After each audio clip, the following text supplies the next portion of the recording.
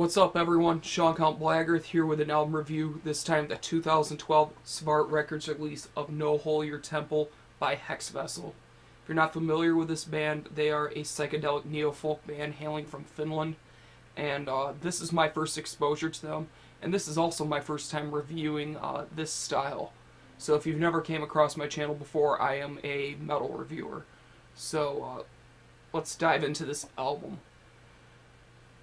This band is really one of the most original bands I've ever heard. They combined the sounds of 70s progressive rock and the structures of 70s progressive rock and the 70s psychedelic rock, and combined that with the ambience, the emotion, and the absolute beauty that neofolk provides. And they mesh this together to the point where it's something that is so unique and original that it is extremely hard to describe. This is an album that is not for everyone. If you're not a fan of any of the stuff I just said, then leave this review, because this will not change your opinion on the styles of progressive, psychedelic, and neofolk, or just folk music in general. This is something that combines all those elements and makes it not only unique, but listenable and catchy. It's an album that you can get on the first listen, and that's what happened to me. The first time listening to this, when I got the promo, I want to say close to 2 or 3 weeks ago, I listened to it one time through, and it clicked with me instantly, and I just had to keep listening to it to see if I could pick up more and more things. And that's something that I'm loving about this album, is each listen that you give this record, you pick up something you didn't the time before. And that shows that this band really thought out their music, and I love music that is truly thought out. And it sounds genuine. There's nothing really forced about the music on here, and that's a major thing with me, as many of you know. The actual sound of this record sounds like it was taken straight out of 1970 with its analog lo-fi production, and I love that. It just fits the music compositions so well, and it just adds more to the atmosphere, I think, that this record already has, which is a very forest, folky, really dark forest sort of vibe. I mean, I almost pictured this to be the type of music that Wolves in the Throne Room would make if they didn't play black metal, as strange as that sounds. To make of that what you will, but this is what I almost pictured them to make if they didn't do metal. This has such a forest sound to it that you can't help but be transferred to a forest when you hear it, be it going for a ride or a walk to a forest, or even just using your imagination and picturing a forest in your head. The guitars are just so clean sounding. The distortion is very vintage when they do use distortion, which is not that often. But when they do it, it's used perfectly, and it's not done in a distasteful or ingenuine fashion. It is done in a very well executed and thought out fashion, and that is really good to hear. The riffs, so to speak, when they do play actual riffs, are very catchy and memorable. A great example is his Portal Tomb, with the riff that they play in between the verses, and I guess it'd be the main riff, is one that will be stuck in your head for days and days. I find myself hearing that riff in my sleep. That's how much not only have I listened to this album, but that's how catchy the riffs are. And I love that. The acoustic guitars are very, very folky. And if I had to think of a good example of the folk I am talking about, if any of you have heard of Sonhagel from Germany, they're a neofolk project. They really remind me of that with the usage of the guitars.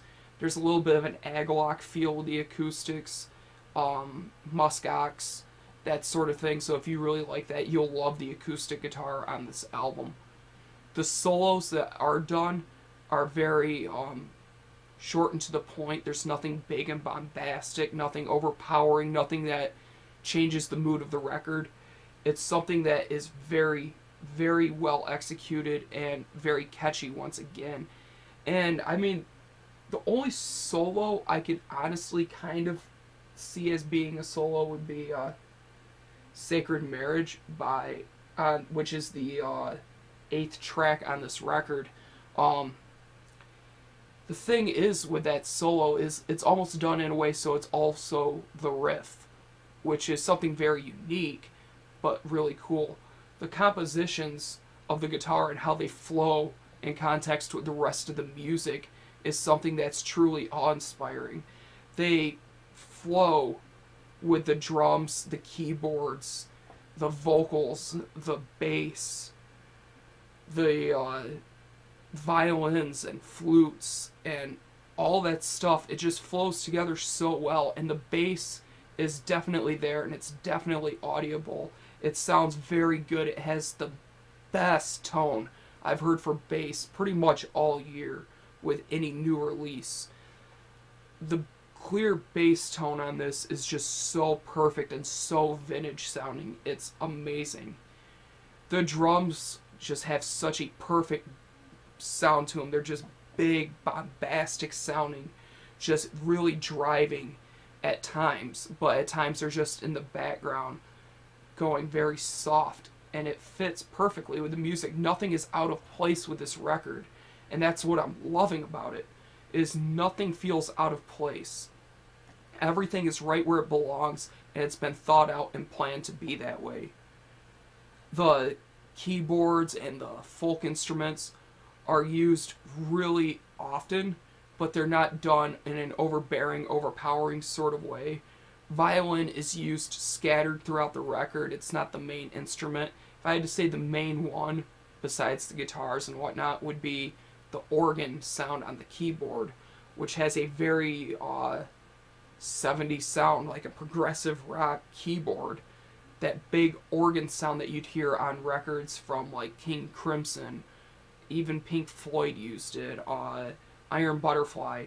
All those bands really used that organ, and they use it to its full potential by creating these psychedelic atmospheres that I haven't heard since those records from the 70s, which is once again another awesome thing to hear, how they bring it in. Flute melodies are played scattered throughout the whole record, and it once again just adds to that forest vibe that this album gives forth, and I love that. The vocals are something that are very unique. There's multiple different vocal styles, and it's very hard to describe each one of them just because they're used so much. There's pretty much a clean singing. All of it's clean singing, I should say. Excuse me on that. There's some singing, there's some chants, some spoken words. There are passages, like on His Portal Tomb, that almost remind me of the chorus, I guess you could say, of that song has a vocal passage that reminds me of Pink Floyd. Like something off of Dark Side of the Moon. I can't think of this song, but it instantly was the first thing that popped in mind, and it just gave me chills. It's so awesome to hear. This is probably one of my favorite records so far this year, and the chanting vocals just once again help with that. The vocal melodies are catchy and memorable, and it's something that you will find yourself singing along with after a few listens. And for me, I love that, and this has a lot of replayability to it. So I recommend this album strongly to anybody who's a fan of psychedelic progressive, even some doomy parts, because if you like doom metal, like let's say Black Sabbath, some of the riffs, like on His Portal Tomb, once again, which is probably my favorite song on this record, really have a Black Sabbath sort of vibe to it, and I really dig that because it once again adds to that 70s sound that they're getting, and it just makes for one incredible record that is extremely varied and extremely original, especially in modern music context. So this is something that I encourage all of you to pick up. For a score, I'm going to give this a solid 9.5 out of 10. Probably one of my favorite albums of this year, and who knows, this may end up being my album of the year. So far, Ahab the Giant is, but with that said, this is looking like it may dethrone it. This is going to be released on multiple formats. There's CD, double vinyl, and of course digital download. I support physical format, so I'm probably going to be ordering the double vinyl as soon as I can. This is just such an amazing, amazing record. Highly recommended. 9.5 out of 10. Do yourself the favor and buy this.